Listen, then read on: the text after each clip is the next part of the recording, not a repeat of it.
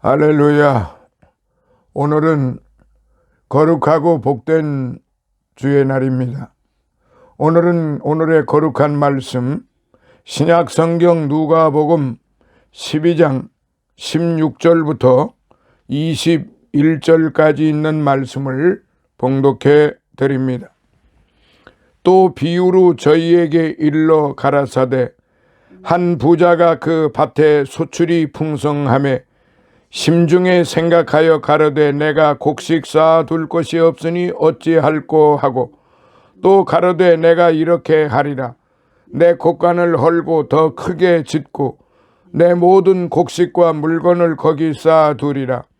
또 내가 내 영혼에게 이르되 영혼아 여러 해 쓸 물건을 많이 쌓아두었으니 평안히 쉬고 먹고 마시고 즐거워하자 하리라 하되, 하나님은 이르시되 어리석은 자여 오늘 밤에 내 영혼을 도로 찾으리니 그러면 내 예비한 것이 네 것이 되겠느냐 하셨으니, 자기를 위하여 재물을 쌓아두고 하나님께 대하여 부요치 못한 자가 이와 같으니라. 아멘. 할렐루야. 오늘은 신약 성경 누가복음 12장 16절로부터 21절까지 있는 말씀을 봉독해 드립니다. 먼저 앞부분에 있는 1절로부터 15절까지 있는 말씀을 통해서 잠시 살펴보면은, 오직 너희는 그의 나라를 구하라는 말씀이에요. 유대 종교 지도자들과 본격적인 논쟁에 들어가신 예수님이 제자들에게 필연적으로 들이닥칠 핍박에 어떻게 담대히 대처할 것인가를 교훈하신 장면인데요. 담대함의 비결은 오직 하나님만이 생명을 주관하시는 분이심을 온전히 신뢰하는 것이다 라고 그렇게 말씀을 하신 겁니다. 그리고 13절로부터 21절까지의 부분은 어리석은 부자의 비유인데, 재산 분배의 문제로 예수님을 찾아온 사람에게 물질 위주의 삶이 얼마나 허무한 것인가를 깨우치신 교훈의 말씀입니다. 그래서 15절을 보면은 저희에게 이르시되 삼가 모든 탐심을 물리치라.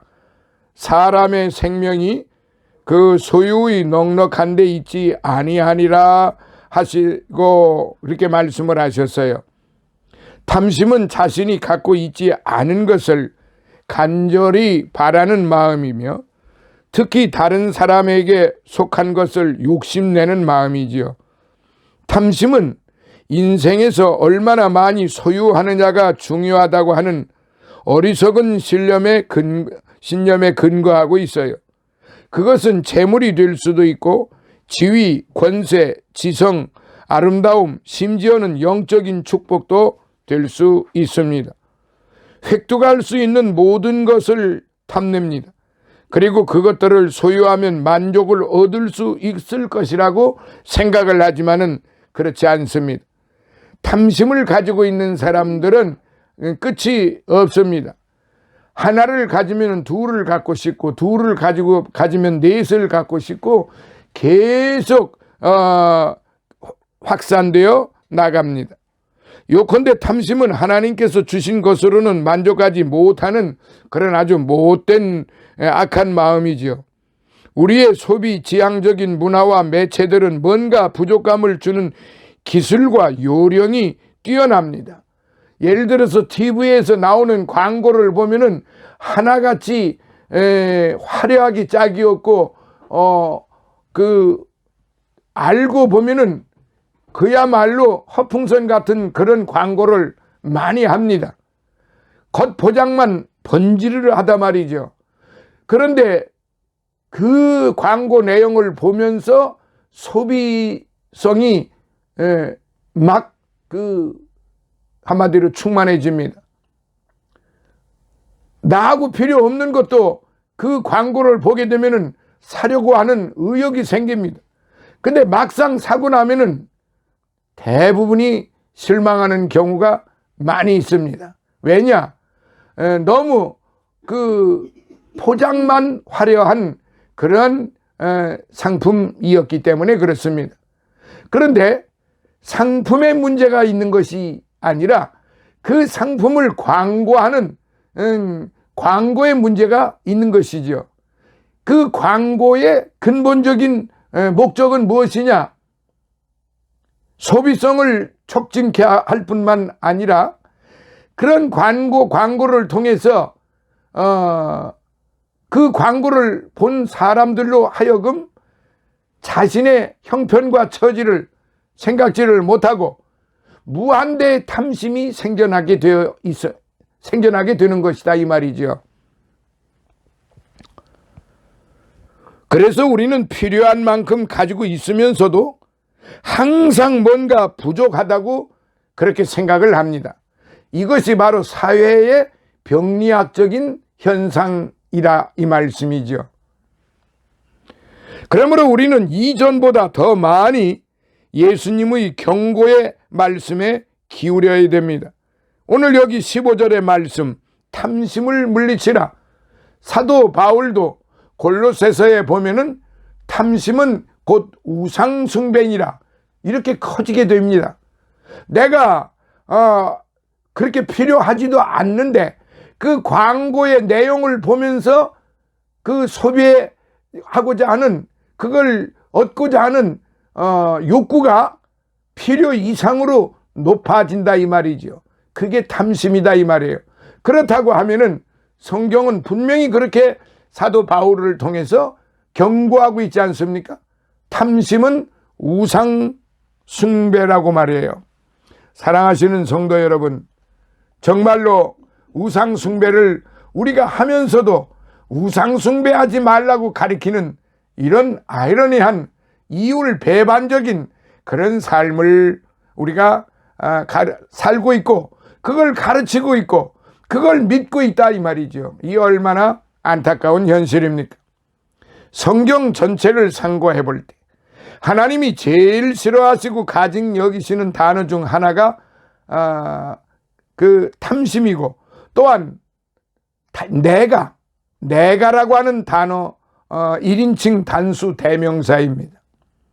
영어로는 대문자 I입니다. 그뿐만 아니라 이 내가라는 말은 마귀가 가장 좋아하는 단어이기 때문에 어떻게 해서든지 마귀는 우리 속에서 내가라는 말이 나오도록 그렇게 고득이고 있다 이 말이죠. 날마다 속삭이고 있다 이 말이에요. 왜냐하면 사단의 기원이 내가에서 시작되었기 때문이죠. 하나님은 인간을 창조하시기 전에 천사들을 창조하셨는데요, 그 천사들 가운데 천사장 루시퍼가 하나님의 보좌를 탐내서 하나님을 그 보좌에서 몰아내고 자기가 하나님처럼 높아지려고 하다가 그만 저주를 받아 쫓겨나 사단이 되고 말았습니다. 이사야서 14장 12절로부터 14절에 보면요, 너 아침의 아들 계명성이여 어찌 그리 하늘에서 떨어졌으며 너 열국을 얻은 자여 어찌 그리 땅에 지켰는고, 네가 네 마음에 이르기를 내가 하늘에 올라 하나님의 뭇별 위에 나의 보좌를 높이리라. 내가 북극 지폐의 산 위에 좌정하리라.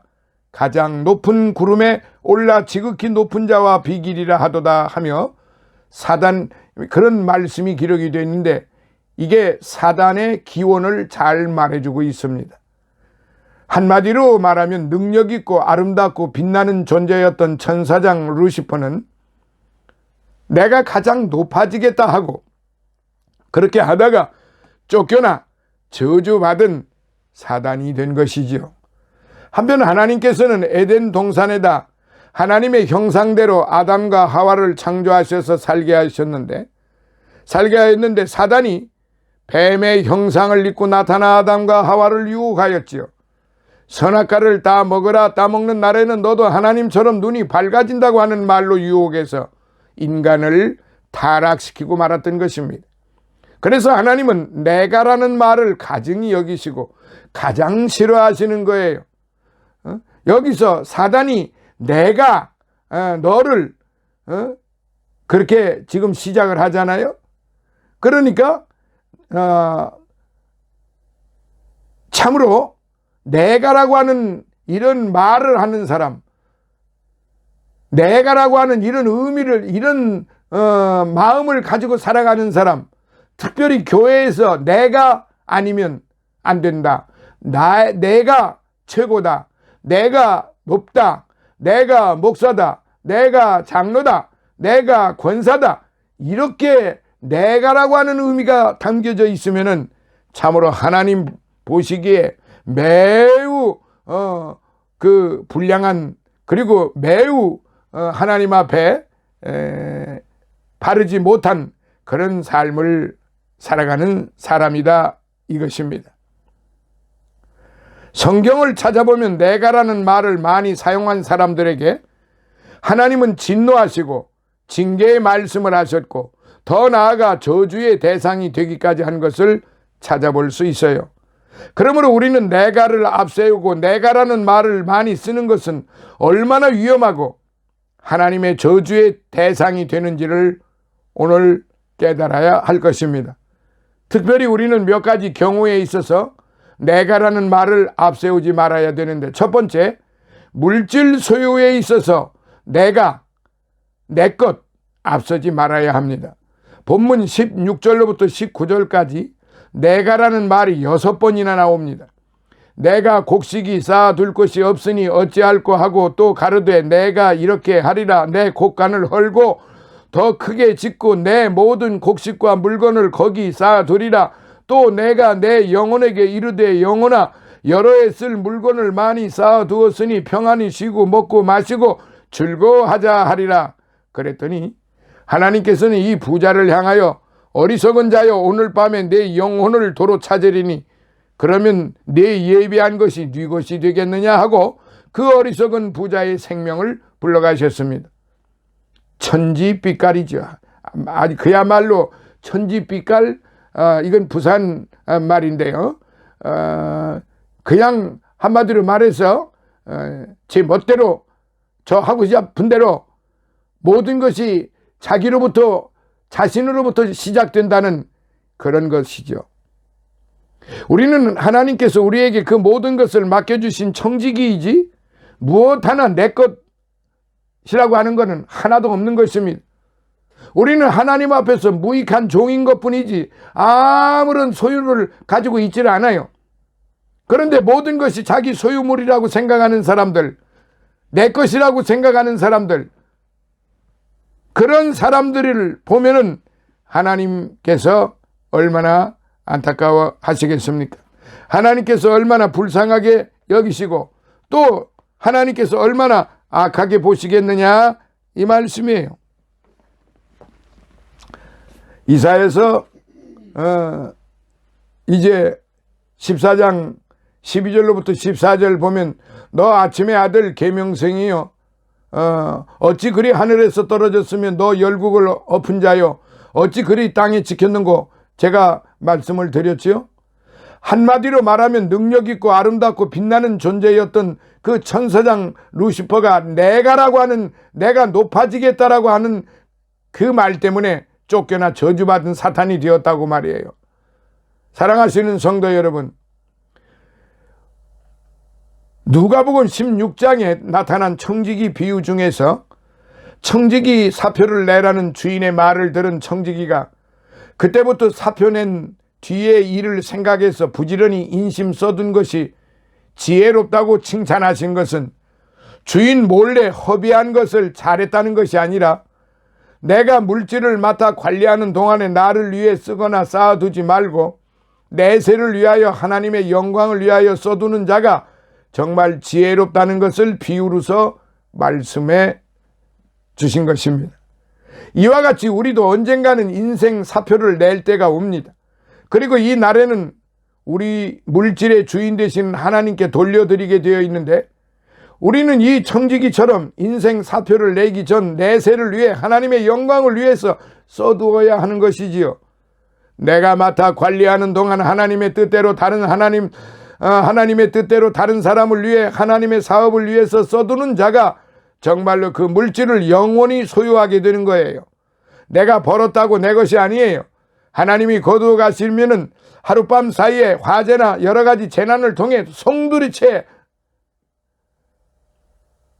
사라져버리고 맙니다. 신명기 8장 17절에 하나님께서 말씀하시기를 또 두렵건대 네가 마음에 이르기를 내 눈과 내 손의 힘으로 내가 이 재물을 얻었다 할까 하노라. 내 하나님을 기억하라. 그가 네게 재물 얻을 능을 주셨음이라라고 말씀하셨어요. 돈은 죽을 때 가져가지 못하나 미리 보내둘 수는 있다라는 말이 있는데 참으로 진리입니다. 그러므로 우리 신자들은 하나님께서 가증히 여기시는 것, 물질에 대한 내 것이라는 생각을 버려야 됩니다. 하나님이 맡겨주신 것을 하나님의 뜻대로 사용해야 영원히 내 것이 된다는 말이에요. 둘째, 선을 행할 때에 내가라는 말, 내가라고 하는 것이 앞서서는 안 됩니다. 마태복음 6장 3절에 너는 구제할 때 오른손이 하는 걸 왼손이 모르게 하여 네 구제함이 은밀하게 하라고 하셨어요. 당시 사람들은 사람들에게서 영광을 얻으려고 구제할 때는 크게 나팔을 불어서 널리 광고했어요. 다시 말하면 하나님을 기쁘시게 하기 위한 구제가 아니라 자신을 나타내려고만 했던 그런 행동이었습니다. 이것은 사람의 다시 말해서 이것은 우리 성도들이 해야 할 일이 아닙니다. 오른손이 하는 걸 왼손이 모르게 하라고 하는 것은 내가 하고도 나를 잊어버리라는 뜻이에요. 아무리 착한 일을 하고라도 내가가 앞서면은 헛수고가 되고 위선자가 된다는 것이죠. 이어서 주님께서는 기도할 때 금식할 때에도 나를 나타내기 위해서 하지 말라고 하셨어요. 순수하게 하나님 앞에서 하여야 한다는 것입니다. 설교할 때나 기도할 때 나를 나타내려고 하면 벌써 그것은 하나님을 기쁘시게 할 수 없고 사람들에게 참으로 은혜를 끼칠 수가 없는 것이 되고 마는 것입니다. 세 번째, 봉사와 수고에 대해 내가 앞서지 말아야 합니다. 고린도전서 15장 9절로부터 10절에 보니까 사도 바울은 나는 사도 중에 지극히 작은 자라 내가 하나님의 교회를 비박하였으므로 사도라 칭함을 받기에 감당치 못할 자라. 그러나 나의 나 된 것은 하나님의 은혜로 된 것이니 내게 주신 그의 은혜가 헛되지 아니하여 내가 모든 사도보다 더 많이 수고하였으니 내가 아니요 오직 나와 함께 하신 하나님의 은혜로라라고 그렇게 말했습니다. 이렇듯 사도 바울은 내가 나타나지 아니한 사람이에요. 그래서 나의 나 된 것은 하나님의 은혜로라라고 했고 더 많이 수고하였으나 그것은 내가 아니요 하나님의 은혜라고 했습니다. 사도 베드로도 베드로전서 4장 11절에 누가 봉사하려면 하나님의 공급하시는 힘으로 하는 것 같이 하라. 이는 범사에 예수 그리스도로 말미암아 하나님의 영광을 받으시게 하려 함이니 그에게 영광과 권능이 세세에 무궁토록 있으니라 라고 그렇게 말했어요. 누가복음 17장 10절에도 보니까 예수님께서 말씀하시기를 이와 같이 너희도 명령받은 것을 다 행한 후에 이르기를 우리는 무익한 종이라 우리의 하여야 할 일을 마땅히 한 것뿐이니라 할지니라라고 이렇게 말씀을 하셨어요. 그러므로 우리는 무슨 수고와 봉사를 할 때에도 내가 나타나지 않도록 해야 할 것입니다. 사실 하나님이 힘주시고 은혜도 주시니까 봉사도 수고도 하는 것이지 내 힘으로는 못하는 거예요. 또한 내가 집사가 되든 안 되든 회장이든 아니든 꾸준히 봉사하는 것이 참된 봉사이지 내가 나타날 때에만 봉사하고 내가 나타나지 아니할 때는 봉사 안 하는 것 참된 봉사라고 할 수 있겠어요? 오늘날 우리 주변에 이런 일들이 교회 안에 성도들 간에 이런 환경들이 얼마나 많이 일어나는지 몰라요. 나에게 주어진 직분이 내 마음에 안 든다고 그래서 그런 나하고는 아무런 상관이 없고 나는 더 좋은 것을 그러니까 내가라고 자꾸 내가라고 하는 것이 들어가니까 하나님께서 주신 그 직분은 어떤 직분이든지 거룩한 것이고 보배로운 것이고 존귀한 것이다 이 말이죠. 네 번째, 만족과 행복이 있을 때 내가 앞서서는 안 됩니다. 고린도후서 3장 5절에 보면 우리가 무슨 일이든지 우리에게서 난 것 같이 생각하여 스스로 만족할 것이 아니니 우리의 만족은 오직 하나님께로서 났느니라라고 했습니다. 그리고 다섯 번째, 구원의 공로에 있어서 내가 앞서지 말아야 됩니다. 에베소서 2장 8절 10절에 보니까 너희가 그 은혜를 인하여 믿음으로 말미암아 구원을 얻었나니 이것이 너희에게서 난 것이 아니요 하나님의 선물이라. 행위에서 난 것이 아니니 이는 누구든지 자랑치 못하게 함이니라라고 했어요. 우리가 죄에서 구원받고 영생을 얻어 하나님의 나라의 후사가 된 것은 전혀 나의 공적이나 공로의 대가가 아니에요. 그것은 하나님의 전적인 은혜와 선물이라는 말이죠. 구원받는데 받은 데 있어서 내 행위의 공로가 10%라도 있었다고 주장한다면 천국에서 하나님의 영광은 10%로 감소되고 우리 인간이 그만큼 하나님의 영광을 빼앗는 결과가 되고 만다는 것입니다. 그러므로 우리는 반드시 구원의 공로에 있어서 내가 한 것이 아무것도 없음을 겸손히 인정을 해야 합니다. 시편 115편 1절에 보면 여호와여 영광을 우리에게 돌리지 마옵소서. 우리에게 돌리지 마옵소서. 오직 주의 인자하심과 진실하심을 인하여 주의 이름을 돌리소서라고 했습니다. 그렇습니다. 우리에게 무슨 영광이 돌아오려고 할 때에 재빨리 그 영광을 하나님께 돌리고 내가 취하지 않도록 해야 될 것입니다. 내가 행위의 주체가 되어서도 안 되고 삶의 방법이 되어서도 안 되고 오직 할렐루야 아멘 하나님께 영광을 돌립니다 하는 것이 인생 행로의 목표와 방법이 되어야 하는 것입니다. 하나님의 축복을 영원히 놓치지 않고 받는 비결도 이것이요. 인생 행로에 있어 가장 안전한 길이 바로 하나님의 영광을 위해서 사는 길입니다. 사실 은혜와 축복이 올 때 내 안에서는 교만의 잡초가 함께 자라가기 마련입니다. 이에 우리는 끊임없이 내가라는 잡초를 뽑아버리며 살아야 하는 것입니다. 이 내가라고 하는 잡초를 뽑아내지 아니하면은 결국은 내가로 인해서 망하게 되는 것입니다. 사랑하시는 성도 여러분, 오늘 이 말씀을 마음속에 깊이 새겨서 정말로 내가라고 하는 이 위험에 빠져서는 결코 안 되는 것입니다. 내가의 위험성에서 우리는 조심조심 나 자신이 무엇을 지금 내가 주 앞에서 내가 하고 있는지, 사람들 앞에서 내가 하고 있는지, 교회 앞에서 내가 하고 있는지를 잘 살펴서 하나님 앞에나 사람 앞에나 부끄러움이 없는 겸손하고 사랑이 충만한 그러한 성도들이 되시기를 예수님 이름으로 축원합니다. 할렐루야.